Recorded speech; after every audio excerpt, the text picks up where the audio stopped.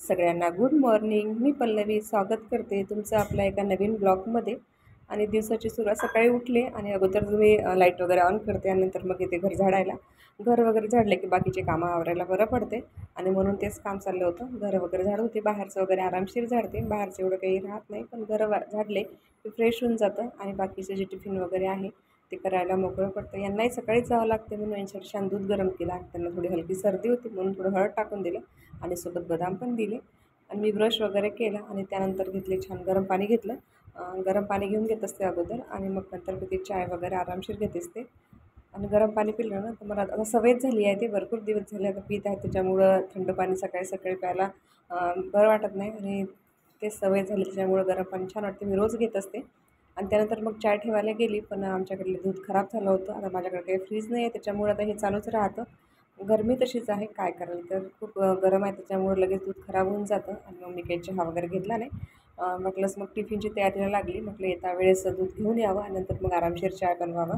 आज टिफिनमध्ये द्यायचं होतं सँडविच बनवायचं होतं आणि मी काही ते टोमॅटो काकडी वगैरे स्लाईस करून काही ठेवत नाही, कारण की माझा मुलगा तसं काही खात नाही. सगळं काढून टाकतो, जेवढे आपण भाजीपाला वगैरे ॲड करतो तो सगळा काढतो आणि नुसती ब्रेड खातो. मग त्याच्यामुळं मग मी आलूचं बॅटर तयार करत असते, आलूचं स्टफिंग करते आणि ते फ्राय करून थोडंसं आपण नाही का डोसा पिन तव्यावरती आज बटर पण होतं तर मग तेलानेच हे करणार होते आणि म्हणून मग त्याच्यासाठी ते आलू सकाळीच बॉईल करायला ठेवले होते.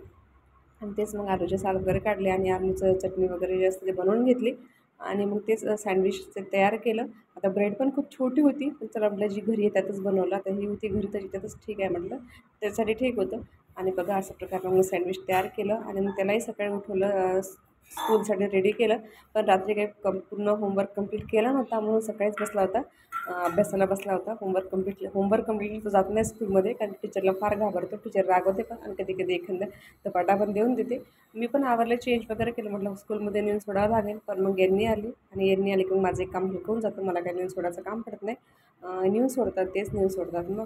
आणि बघा मग माझा मुलगा गेला स्कूलमध्ये आणि तोच एकदा स्कूलमध्ये गेला की थोडं बरं पडतं. सकाळी धावपळ सुरू असते आणि मी तर अगोदर जे काल ब्लँकेट धुवून टाकलं होतं ते काही वाढलं नव्हतं म्हणून त्याला अगोदर मी उन्हीत टाकून दिलं, कारण की त्याचे मधलं बरंच वाढलं होतं. पण काठं जे ते पूर्ण ओलेच होते आणि दोन्ही साईडचे काठं ओले असल्यामुळे म्हटलं आज पण छान ऊन पडलं होतं.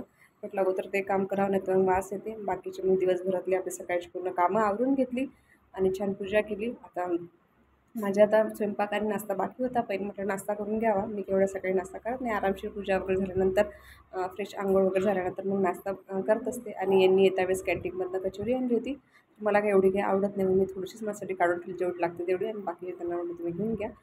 आणि नंतर मग नाश्ता वगैरे झाला आणि मग दुपारचा स्वयंपाक बनवायचा होता. त्यासाठी बनली ही भाजी साफ निवडायला बसली. आता ही भाजी कशाची हे तर मला काही माहीत नाही.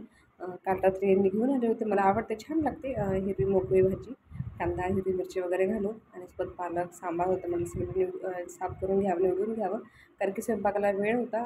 स्वयंपाक मी आरामशीरच करत असते, कारण माझा मुलगा 12:30ला येतो आणि यांनी पण 12 12:15ला येते आणि त्यावेळेस दोघं सोबतच येतात. मग यांना वेळ भेटला की ते घेऊन येते, मग त्याच्यामुळे निवांत होताच. त्याच्यामुळं मग बसली भाजी साफ करत.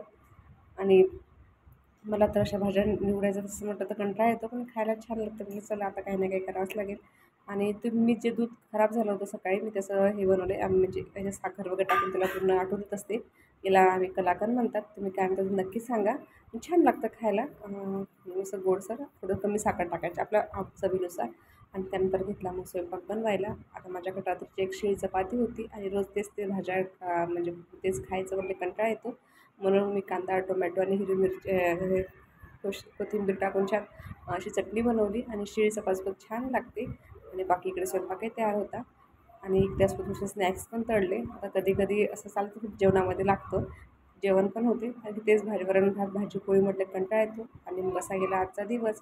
चला भेटूया उद्याच्या ब्लॉगमध्ये, सगळ्यांना बाय.